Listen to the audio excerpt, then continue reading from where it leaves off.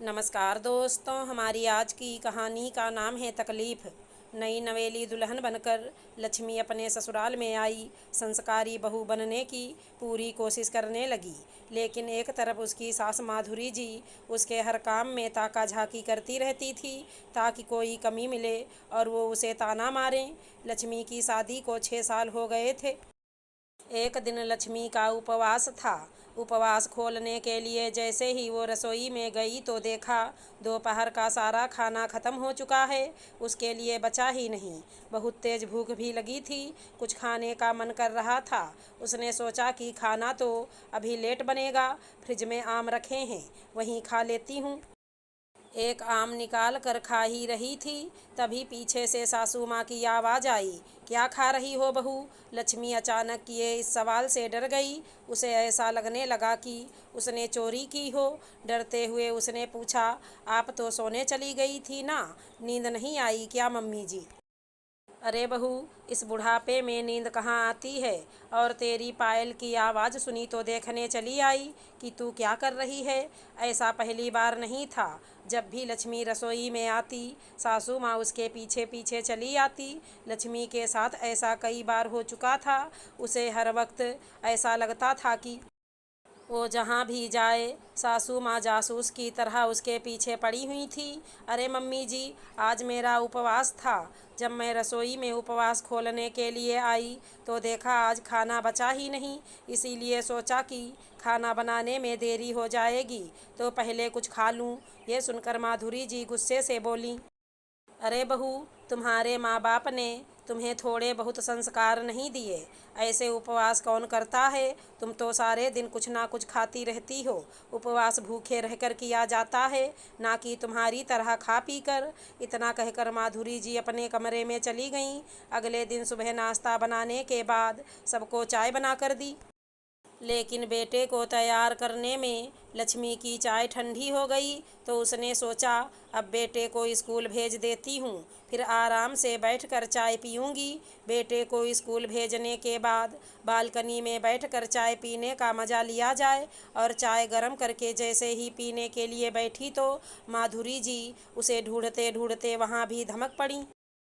और फिर क्या था, सवालों के तीर एक के बाद एक फेंकने लगीं। ये क्या बहू, तू दोबारा चाय पीने बैठ गई? आधा कप मुझे भी दे दिया होता।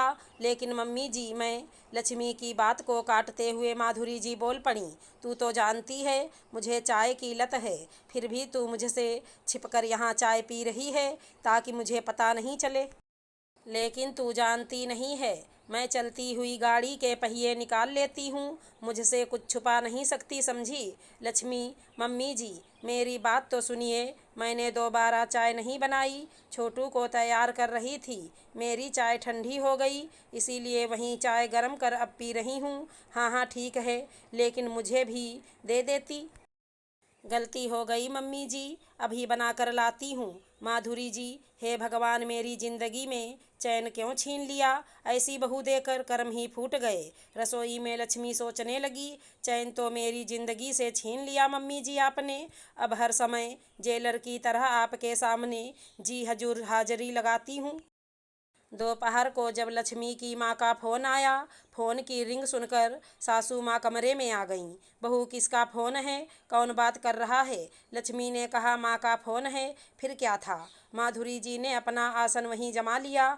बात ख़त्म होते ही, बहू तेरी माँ क्या बोल रही थी? लक्ष्मी बोली, हाल चाल पूछ रही थी। नहीं बताना है तो मत बता, 15 मिनट से हाल चाल ही पूछ रही थीं और तू तो बस हूँ हूँ किए जा रही थी। लक्ष्मी के सब्र का बांध टूट रहा था। सासू माँ ना हुई, ये तो जग्गा जासूस हो गईं। ये ना कि वहाँ से हट जाएं, बस मेरी जासूसी करती रहती हैं और मुझ पर सवाल दागती रहती हैं। लक्ष्मी ने सोचा, मैं अपने पति विवेक से ये समस्या बताऊं और दिल हल्का करूं, लेकिन उधर से भी कोई सहानुभूति की उम्मीद ना थी। हर दिन यहीं चलने लगा। बहू कहाँ हो? नहा रही थी माँ जी। कितनी देर तक नहाती है? बहू, तू टीवी खुली छोड़कर कहाँ चली गई थी? लक्ष्मी को याद आया कि वो तो नहाने से पहले टीवी बंद करके गई थी, फिर टीवी खुली कैसे है। इसका मतलब ये सब सासू माँ ने किया है। उसी दिन घर में होने के कारण विवेक ने ये सब देख लिया था। उसे अपनी माँ की इस हरकत से घृणा हो रही थी। पता नहीं वो हर रोज़ लक्ष्मी को तकलीफ़ देने के लिए और कितना नौटंकी करती होंगी। पर बस अब बहुत हुआ। माँ, टीवी तो आपने खोली थी, फिर लक्ष्मी से क्यों पूछ रही हैं? मैंने कब ऑन की टीवी? तू ज़्यादा अपनी बीबी की वकालत मत कर, समझा? माँ, मैंने खुद आपको टीवी ऑन करते देखा और आपने लक्ष्मी का नाम लगा दिया। न जाने रोज़ आप और क्या क्या नौटंकी करती होंगी लक्ष्मी को तकलीफ़ देने के लिए। माधुरी जी को समझ आ गया था कि उसकी चोरी उसके बेटे ने पकड़ ली है। अगर और ज़्यादा कुछ बोली तो बेटे से हाथ धोना पड़ेगा। उसने तुरंत बहू और बेटे से माफ़ी मांग ली। बहू, ये तेरा घर है, आज से तू अपने हिसाब से रहेगी, अपने नाम के अनुसार ही इस घर की लक्ष्मी बन के रहेगी।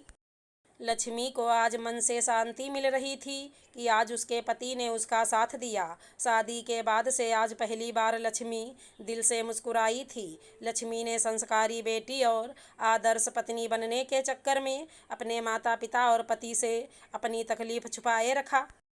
न जाने इस ज़माने में ऐसी कई बहुएं हैं जो अपनी सास की जासूसी को बर्दाश्त कर रही हैं। अगर हमारी कहानी पसंद आई हो तो चैनल को लाइक शेयर सब्सक्राइब करें। राधे राधे दोस्तों।